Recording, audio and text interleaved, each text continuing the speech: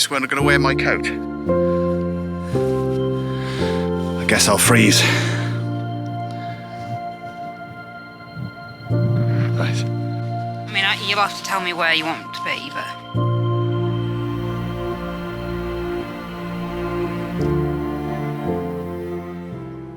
Good morning, and for this video I am in the Lake District. Keswick is over there, and this is Derwent Water. It is morning, and we've gone halfway up towards Catbells. I'm going to say that we didn't want to go all the way up because it would be too high, but then that would be a heinous lie. We're just not fit enough to get all the way to the top in the morning. But what I'm hoping for in this video is to talk about 3 different things that helped elevate my landscape photography to the next level. And it's got nothing really to do about learning camera technique. It's more to do with planning, and I'll get into a bit more detail about that throughout the video.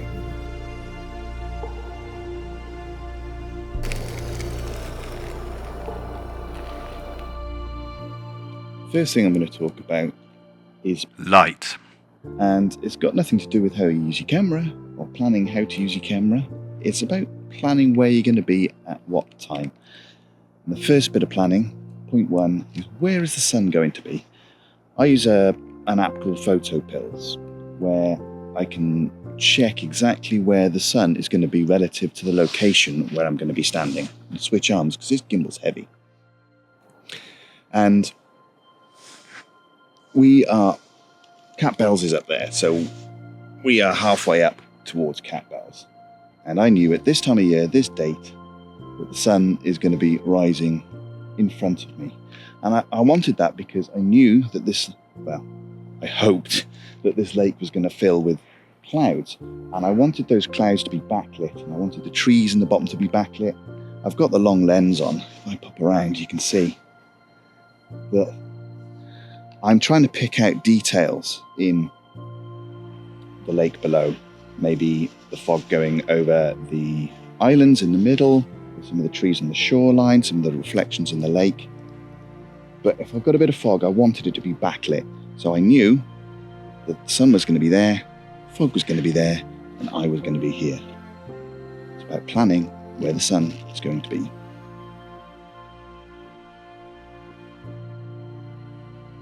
This has been the most epic of mornings. I can't even begin to explain how awesome this has been. So I'm just getting the last bits of the cloud inversion that's been here for about 2.5 hours. All in the lake down here across Derwent Water. I've got some lovely shots going up to Catbells that I'll show you in a minute. And most of the time I've had the long boy on, and I've been picking out details, tree lines, and also trying to catch some birds coming through, just getting the fog and going for more of a minimalist shot. And I think I've got a whole bunch of those.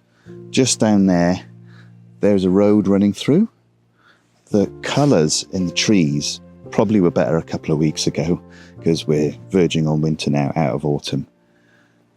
But they are still fantastic. Those lovely browns, a few bits of yellow, the fog that's going in between to separate the different layers of the landscape.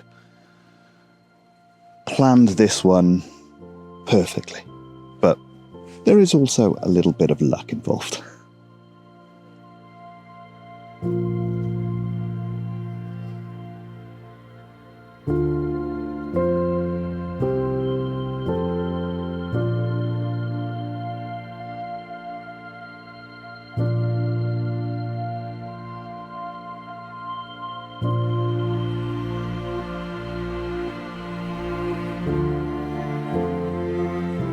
We were up there for a number of hours that morning as the sun rose, and I took so many photos, most of them with the 50-400. It's very versatile. I'm able to zoom in and get some really good minimal compositions. These next few coming up from the shoreline and Otterbeeld Island, a little spit of land with a tree on it. And I managed to capture it just before it went under the fog. But I also did get the wide angle out a couple of times, but mostly I think all but one of these are with the 50-400. And here is my favourite shot of the day, just catching that fog coming over the ridge and the hikers walking through.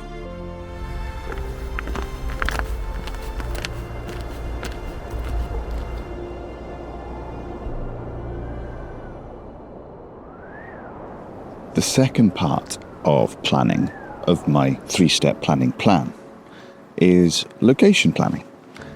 Yesterday morning I was up on Cat Bells, which I think you can see just behind me. Didn't go all the way to the top, but that's besides the point. Location planning is very important. Now, you get honeypot locations where lots of people go because it's easy to get to and they're all over Instagram. And that's fine if that's what you want to do. I mean, why not? It's a hobby of yours. You get a couple of weeks a year, maybe, where you go away and go take some photos, and you just want to go take photos of really nice things. If you want to find unique locations, that's a lot more difficult. But even at these honeypot locations, you can put your own spin on it, either through your composition or your editing. But location scouting is very important, and there's a number of ways in which I plan locations. You can use books like the Photo View series, they're very good. I also use a lot of Google Maps and Google Earth and Google Street View, where you can get the 360s on either Google Earth or Google Maps from the Street View selections to have a look at what it looks like in that area. And that's really good. You can also use Instagram. So Instagram has a feature now where if you search for a location, it'll bring up a map, and then you can search that map and photos taken at that location to see if it's somewhere you would like to go. Maybe I should have put this first, but I didn't speak about it yesterday and I'm speaking about it this morning. So location, and then have a look at planning the light. But there you go. There's your first two. Plan your location and then plan the light. The next one I'll talk about in a bit.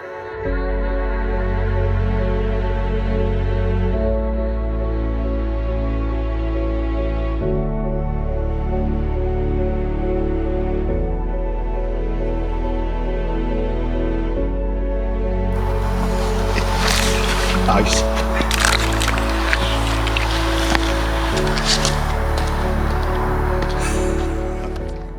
Talking about locations, interesting, is that you should plan multiple locations when you're going out on a shoot.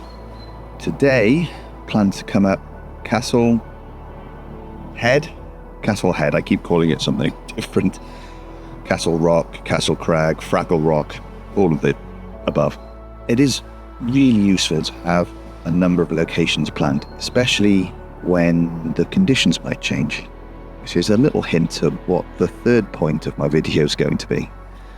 But let's say you get to a location, or you're going to a location, and I've had this in the past 2 days actually, that roads have been closed and you can't access them anymore unless you hike for 5 miles, which my teeny weeny legs aren't going to do, especially with a backpack full of lenses. So you need to be able to adapt, and having multiple locations planned for different times of day and different lighting conditions depending on what's happening, then it's going to be really useful to you, and it's going to help you improve your landscape photography by being in the right place at the right time. If you do only plan one location, you might not get a shot there. You might not be able to get there. You might not be able to see anything because there's a cloud inversion and you're stuck within the fog. There is being patient and waiting for that to clear. I had that in the Faroe Islands, Sornfelli. Sat there for 2 hours waiting for the clouds to come over the top of the mountain. And they finally did. But sometimes that won't be the case. So plan multiple locations. Also, a little bit about the composition that I'm taking here.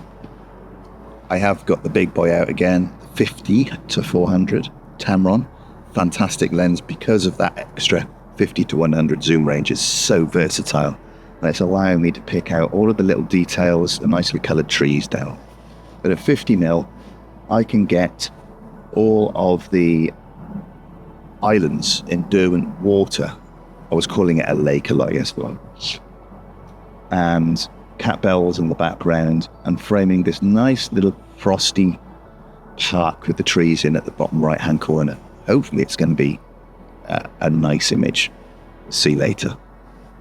If it is a nice image, you'll see it now.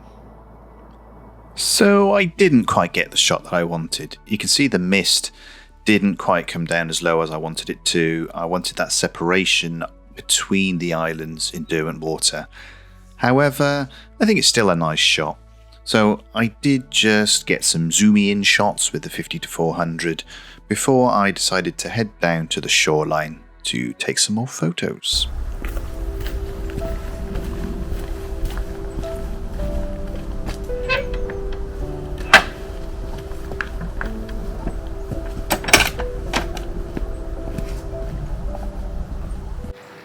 So coming on to point number 3 about planning landscape photography is conditions. Now this morning I was up at Castle Rock talking about locations, and the conditions didn't really work out for me. It wasn't like yesterday when there was a lot of fog. So therefore I've come down to the lakeside, and because of the conditions I have got an incredible photo which might not have been so incredible if the conditions weren't quite as frosty. So I've just swung you around so you can see what I'm taking photos of. Just press the button so it comes back on. But just swing round. This island in the middle of the lake, it's just sitting there all wintry, a little bit frosty. But it's the foreground that really makes it in these conditions. The hoar frost just on these grasses, reeds, I'm not sure what they are. I can't tell through the ice. They are just incredible. Let me zoom in. So what I've done is got into a position here to take advantage of the conditions. I've got a wide angle lens on. I'm pointing down to create an incredible foreground which really brings out the details of the frost in the grass. I'm not sure if you can see on here what that looks like, but I'm going to show you the photo because I'm sure this one's going to look good. But sometimes the back of the camera can be a little bit deceiving. This edit isn't great and the proportions are a little bit off. But the second one, I got the proportions of foreground to midground a little bit better, but I might have made the edit a little bit too warm. There's a number of ways to plan for the conditions that you want. Weather apps. I use a number of them, namely Windy. I do have a premium subscription for that. It's a great app for trying to find where fog's going to be, and checking long-term forecasts, and also checking for swells in the sea. So if you're going to do some seascapes or some wave photography, you can have a look on Windy and find where the swells are going to be and the direction that they're coming in as well. It's a really handy app to plan the conditions to elevate your landscape photography to the next level. For fog, I also use Clear Outside. Now, to be fair to both Windy and Clear Outside, they said no fog this morning, and they were right. It's too cold. Maybe tomorrow.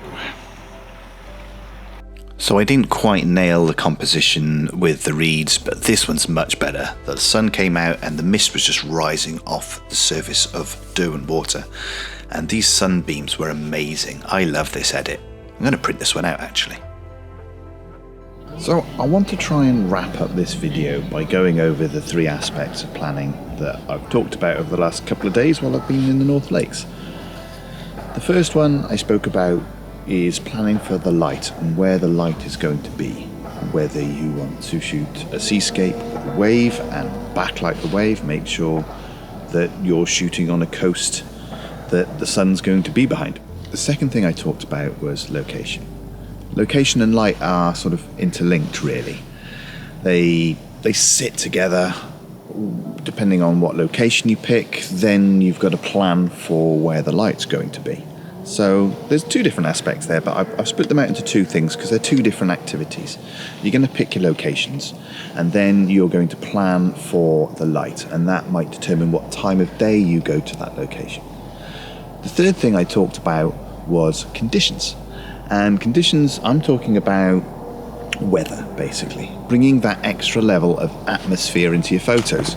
And the sun's starting to poke out again now, and I want to go and take my camera and take some more photos.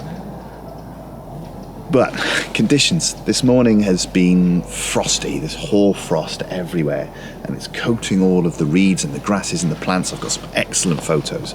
Didn't quite get the fog that I wanted, but planning for those conditions is really important if you want to elevate your photos, your landscape photography up to the next level. What I see a lot of is people going to locations. I'll get their camera, arrive, snap, or even like that because it's on a phone. So snap, and then walk away. And I've got the photo, it's in the photo bank for whenever I never look at it again, potentially. So I can't remember what my point was now. I know the sun's coming out, it's putting me off. Okay. I was talking about conditions. It's going to be in the middle of the day. It's going to be blue sky, a little bit sunny. The standard postcard photo, let's say, that you get everywhere and everybody takes and puts on Instagram. If you want to stand out, you want to be a bit different, you want to elevate your photography, plan for different conditions. Frost, snow, fog, wind. Just lovely weather that's going to cause that landscape to change. As a landscape photographer, what's my purpose? What do I want to do? And for me, it's two things, right? One is documenting the change in seasons, the change in weather, freak weather events. We're autumn on the cusp of winter now. We've got lovely autumn colours, frost on the ground, mist coming up off the Derwent Water, not lake. The second thing I really love is the scale of nature and trying to document the scale of nature. That's why I've been to places like the Faroe Islands or the Dolomites, even Madeira, because the scale of nature there is so big, and I just love being in places where you feel so small and insignificant. I guess that's why I also like astrophotography. You're looking up and photographing the Milky Way, the galaxy that we live in, the one galaxy amongst billions of other galaxies. And it's just that thought of, I'm here right now in this vastness of nature and the universe, and I love trying to document that. So for me, those two things are also what I try and put into my planning when I'm looking at locations and conditions. It might be different for you, probably is, but I'm just going to enjoy the frost this morning. Of course, I took many more photos on my trip than the ones you've seen on location, all around Derwent Water. This is Lattrick Fell, and then we've got some birch trees from the back of Lattrick Fell, a seagull that was walking on the ice on the side of Derwent Water, and some houses from around Derwent Water. Oh my god, there's just so many good views around this area. I just absolutely love it, and I cannot wait to go back. So I'm going to go and take some more photos. I hope you enjoyed this video. I hope it's made you think a little bit more about planning, and you got some takeaways that will help you improve your landscape photography. That's what this channel is all about. I'll try and impart some of the knowledge I have. I don't have it all, but hopefully you'll find it useful. And if you do, give it a like and subscribe. If you don't, then don't like and subscribe. Completely up to you. Don't care.